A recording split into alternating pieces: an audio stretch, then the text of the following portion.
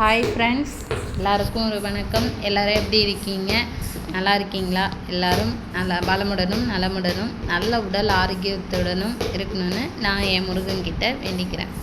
அப்புறம் ஃப்ரெண்ட்ஸ், உங்கள் எல்லாருக்கிட்டேயும் ஒரு ஹாப்பியான நியூஸை ஷேர் பண்ணணும்னு நினைக்கிறேன்.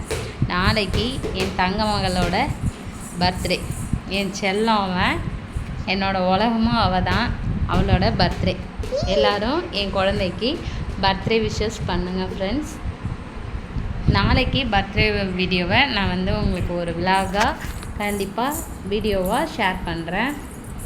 அப்புறம் பார்த்தீங்கன்னா, இது பாப்பாவோட எயித்து பர்த்டே பாப்பாவுக்கு. அப்புறம் பார்த்தீங்கன்னா, ட்ரெஸ்ஸு எல்லாமே எடுத்துட்டேன் ஃப்ரெண்ட்ஸ். நாளைக்கு சஸ்பென்ஸாக உங்களுக்கு வீடியோவில் காமிக்கிறேன். அப்புறம் எல்லோரும் எப்படி இருக்கீங்க? நான் இன்றைக்கி போயிட்டு ட்ராவல் பண்ணிட்டு வரும்போது ஒரு ஒரு ஒரு விஷயத்தை பார்த்தேன். அதை உங்கள் கூட ஷேர் பண்ணுறேன். ஒரு பையன் மூளை வளர்ச்சி இல்லாத பையன் கிடையாது. அவனுக்கு இடுப்பு தான் பெயின், அந்த கிப்பில் பெயின் இருந்தனால நரம்பு டாக்டர்கிட்ட காமிச்சிட்டு இருந்திருக்காங்க. ஆனால் அவனுடைய வளர்ச்சி பார்த்திங்க அப்படின்னா ஒரு +1 +2 பையன். ஆனால் அவன் எப்படின்னா கொஞ்சம் அப்நார்மலாக பிஹேவ் பண்ணுறான். அவன் பஸ்ஸில் ஏறினான் ஃப்ரெண்ட்ஸ். ஒருத்தருமே இடம் கொடுக்கல பாருங்கள். அவனால் உட்காந்துட்டா நல்லா உட்காந்துருப்பானா, நின்னா ஏதாவது சேட்டை பண்ணுவானா அவங்க அப்பா சொல்கிறாங்க. அப்புறம் நான் அப்போ தான் என்ன பார்த்தீங்கன்னா, ஃப்ரண்ட்டில் பாப்பாவை உட்கார வச்சுட்டு ஒரு தாத்தா பக்கத்தில் நான் ஒரு அம்மாகிட்ட உட்காந்துருந்தேன். அப்புறம் சரி அப்படின்னு சொல்லிவிட்டு நான் எழுந்திரிச்சிட்டு நீங்கள் உட்கார வச்சுங்க அப்படின்னு சொன்னேன். அவனோட வயசுலேயும் பசங்க உட்காந்துருந்தாங்க.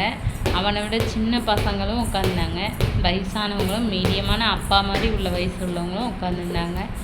ஏன்னா இந்த மனிதர்களுக்கு மனிதாபிமானம் இல்லாமல் போணுச்சு அப்படின்னு நான் நினைக்கிறேன். கண்டிப்பாக ஒவ்வொருத்தரும் மனிதாபிமானத்தோட நம்மளால் முடிஞ்ச அளவுக்கு ஒரு குட்டி குட்டி ஹெல்ப் தானே ஃப்ரெண்ட்ஸ், அதை கண்டிப்பாக பண்ணுவோமே. நம்ம ஒருத்தர் செய்கிறதுனால அதை பார்த்து சில பேர் மனசில் ஒரு எண்ணங்கள் மாறலாம்ல அப்படின்னு நினைப்போம். ஆனால் இப்போ உள்ள மனுஷங்க ஃப்ரெண்ட்ஸ் எப்படின்னா பணத்துக்கு தான் ஃப்ரெண்ட்ஸ் அடிக்ட் ஆகிட்டாங்க. மனசுக்கு கிடையாது. அதெல்லாம் பார்க்கும்போது எனக்கு ரொம்ப கஷ்டமாக இருக்குது ஃப்ரெண்ட்ஸ்.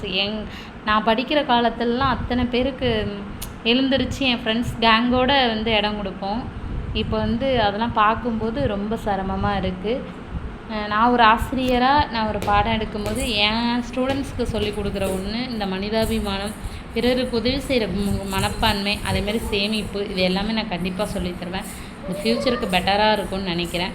Thank you friends.